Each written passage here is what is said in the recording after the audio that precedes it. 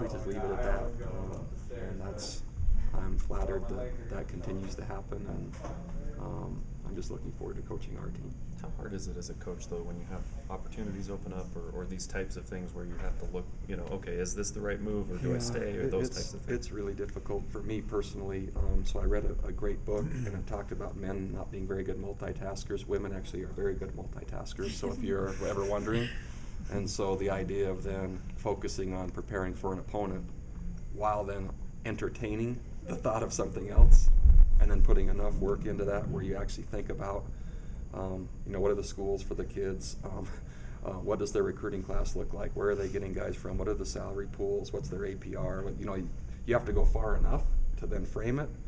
In the meantime, I'm supposed to be able to multitask and say, okay, this is what they run on third down, and so I don't like it, and I'm not very good at it.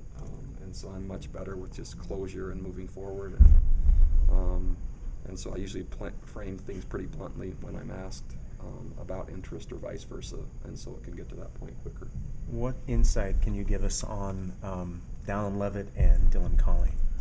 Dylan Collie, that's a long time ago. So Dylan Collie, even before he came back from his mission, his dad contacted me and asked for a release, and so that was granted. And man, that was a long time ago, before the season, I think. So he was still on his mission. Dallin Leavitt has asked for his release, and I have granted it. And so he's played his last game as a Cougar, and I hope he finds a really good place that he can have a role that he likes, and that he's happy. Yeah. Are there any stipulations on? No stipulations. Any school they want to go to? Any school they want to go to, yeah. In general, there are plenty of coaches that want to hold a grudge about all that. I mean, BYU is a unique place. I want players here that love and want to be here. And so if it's not that, then really I'm not sure I should be the one to restrict where they might be able to go or how. Is Brayden Kearsley in that same? Brayden Kearsley, he has some academic work to do before I would consider a release for him. And so he'll be here at least one more semester.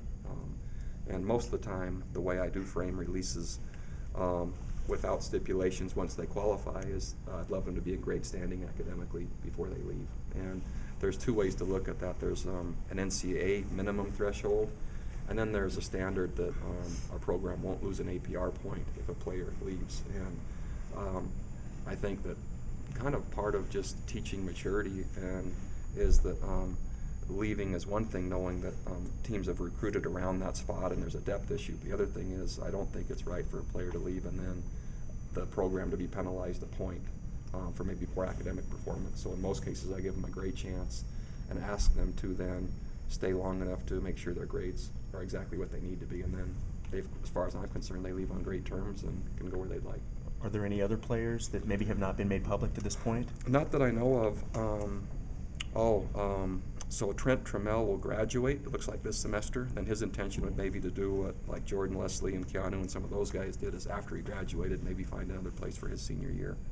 Do you expect Craig Bills to play in the bowl? No, I don't. Craig is what originally, and for the majority of time, was concussion symptoms. Really, what we found is that's stemming from, and I can't get too specific, but stemming from some neck injury. And so after the head has kind of cleared, what we've realized and what the diagnosis has moved down a little bit. And so we're not anticipating him playing the bowl game. Will Zach Nyborg be with you for the bowl game? Nope. Zach left. Yesterday was his last day, so I was gone, unfortunately. But I think the players did a nice job of acknowledging him, and Zach did a really nice job for us while he was here. And so I'm sure both he and Gary will, because they have a long history together, I think it's a great fit for both those guys to be back together. And so I spoke to him on the phone right before I got on a late flight last night and wished him well. Strength coach, any progress on? No, well, there's progress, but nothing to announce. And my guess now that we're this deep into bowl preparations, I was hopeful to have it done prior to. That's not going to happen. Our intent is to have that in place before the off-season program starts, which is right when school begins, January-ish, whatever that date is. And so that'll be happening through Christmas break. And so we'll have a great list of candidates, and I'm really excited about the possibilities. Timing, though, isn't as fast as I was hoping. Jordan Johnson, an opportunity to get a medical red shirt at this point? Not sure yet. Not sure. And too many variables, compliance-wise, academic-wise, and all that to even speculate. How are you framing this bowl game to your team in terms of what winning would mean? Just, I think 5 weeks ago, I framed the season as a chance to have a remarkable finish. And some might not call it remarkable when you were in that, when we were in that place, and me personally in that place of the four loss stretch. And it seems like things become magnified. And so at that point it was, we finally kind of drew a line in the sand of enough, and this is the turning point. And to me and the team personally in our team room, I didn't really say that publicly, but it would be a remarkable finish with a bowl win. 10 bowls in a row. That would give us, I think, 7 wins of the 10, and this team claiming 9 wins and kind of doing their part to continue BYU football being one of the strongest programs, not only during the season but postseason. And so there's plenty to play for. I didn't articulate that very well, but that's the sentiment. That celebration that we've seen after the Cal game, does it happen? Did every you see it? It's all around. Holy cow! Who put that up? And what parts of it? That was the only one this season that was like that. The part you're in, Coach. Man. Why such a big celebration? A lot went into it, and I'm talking the entire season. And yeah, there was a culminative effect of not only this season but a lot of work that I don't know, it just kind of came out in that game, and maybe the nature of how the game finished as well.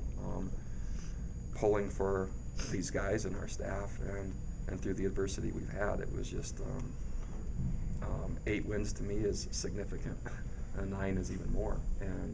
And for this team to be able to accomplish that and continue winning in the way that we continue to win at BYU, I think maybe all of that kind of came to a head. Man, I can't believe that's up there. I feel like I'm kind of only partially dressed right now. Coach, speaking of Cal, Memphis offense is very similar to Cal. Really good. Can you comment on that and what you've seen? 30-ish, 35 to 38 points a game. They are TCU offense from when TCU was in the Mountain West. Same coordinator, very good. And then defensively, they're similar to our system. They give up about 17 points a game. So I think as you do the research and see what they've been able to accomplish in 3 years there and look at now versus their history, there's some really good things going on in Memphis. Yeah. All right, thanks, everybody. Thanks, Bob.